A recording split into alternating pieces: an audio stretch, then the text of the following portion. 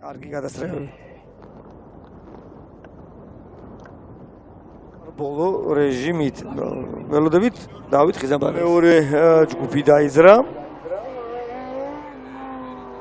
მინი საკვალიფიკაციო გარბენი, ჯგუფური გარბენისთვის.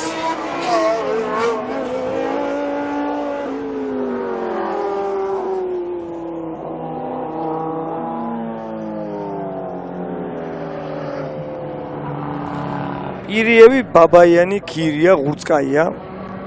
ესეთი არის B ჯგუფის მონაწილეები.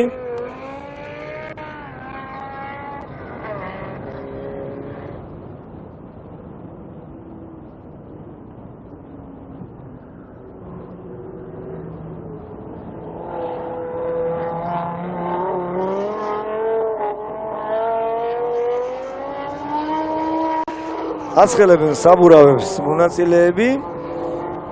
პირიევი თავის ესეთი უჩვეულო ფერებით არის მისი ავტომობილი შეფერადებული.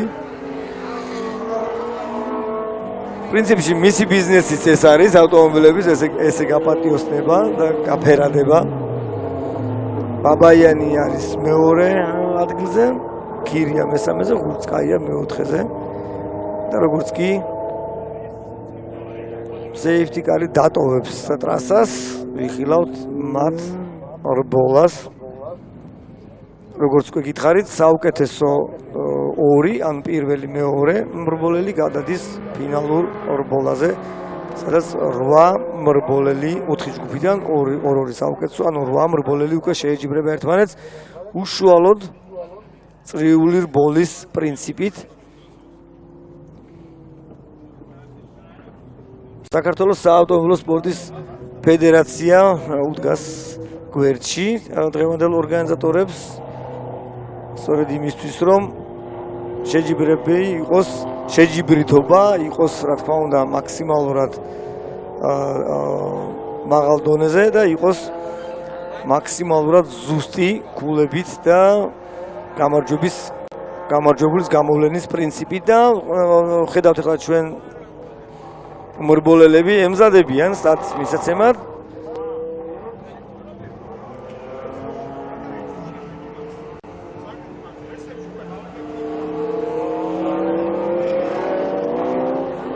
როგორც კი გადაკვეთენ სტარტ-ფინიშის ხაზს, მრბოლელები აიღებენ სტარტს.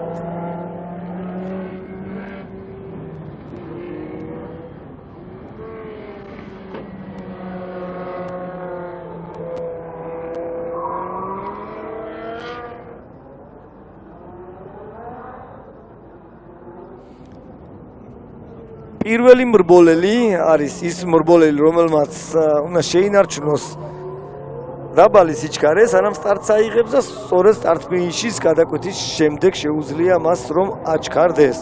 დანარჩენი მრბოლელები, რა თქმა უნდა, მაქსიმალურად შეუძლიათ მათ რომ ახლოს იყვნენ, გვერდზეც კი ამოუდგეს მეორე მრბოლელი, მესამე, რა თქმა უნდა, შეიძლება რომ უკან იყოს პირიევის და შემდეგ მეოთხე, რომ რატომ არიან ჩამორჩენილი ვერ მივხვდი, მაგრამ სტარტი აიღეს, ძალიან კარგი სტარტი აიღო. პირიევმა მას მოყვება უკან ბაბაიანი, შემდეგ ქირია და ღურწკაია.